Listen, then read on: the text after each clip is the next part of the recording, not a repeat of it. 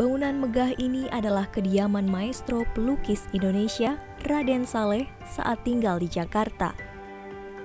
Bangunan berlanggam eklektik ini dipengaruhi gaya neoklasik dan ornamen Tionghoa.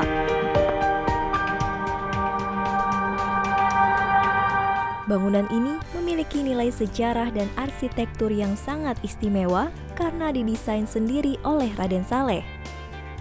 Namun keindahan rumah Raden Saleh hampir lenyap dimakan usia. Sedangkan di beberapa bagian rumah terlihat bekas bocor air hujan. Demi merawat kondisi bangunan yang sudah berusia lebih dari 160 tahun, Kedutaan Besar Amerika untuk Indonesia membantu konservasi bangunan bersejarah ini. Program serupa juga dilakukan di Medan dan Poso. We have several programs. One of our most prominent is something called the Ambassadors Fund for Cultural Preservation. And we funded several things under that, but then we also fund projects like this out of our own budget. Sesuai dengan keputusan Menteri Pendidikan dan Kebudayaan, bangunan ini ditetapkan sebagai cagar budaya tingkat nasional dengan klasifikasi A. Saya kira gedung ini dipugar untuk satu tujuan yang jelas, memang itu diamanatkan oleh undang-undang. Jadi gedung ini sudah ditetapkan sebagai bangunan cagar budaya dan sudah selayaknya untuk sebagai bangunan cagar budaya harus dipugar, harus dilestarikan dan pada akhirnya harus bisa difungsikan untuk pemanfaatan yang baru. Pusat Dokumentasi Arsitektur saat ini melakukan dokumentasi dan observasi. Renovasi jika dibutuhkan tidak boleh menghilangkan unsur historis. Perencana, dalam hal ini arsitek konservasi, akan memberikan analisa.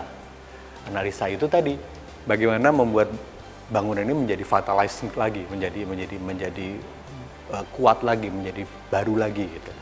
Dan dengan menganalisa bagian-bagian mana yang asli, bagian-bagian mana yang tidak asli, bagian-bagian mana yang rusak, bagian mana yang perlu disupport gitu ya. Nah, itu semua akan dilakukan pada tahap kedua.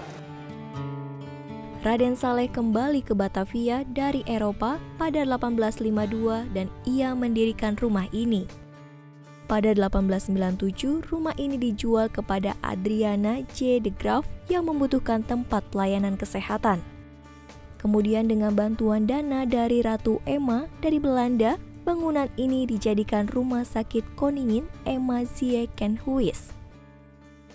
Setelah Indonesia merdeka, pengelolaan dilakukan oleh Yayasan Persatuan Gereja Indonesia menjadi Rumah Sakit PGI Cikini. Saat ini, sebagian rumah Raden Saleh masih digunakan sebagai kantor rumah sakit. Di dalam bangunan ini pun masih tersimpan bukti sejarah berupa piring-piring keramik khas Belanda dan peninggalan Jepang. Peninggalan lain rumah sakit Belanda hingga kependudukan Jepang ini adalah perabotan rumah seperti lemari, kursi kayu, jam, dan patung. Kelak rumah Raden Saleh ini diharapkan menjadi salah satu tujuan wisata cagar budaya kebanggaan Indonesia. Astia Sanum, Gunter Immerheiser, Jawa Post TV.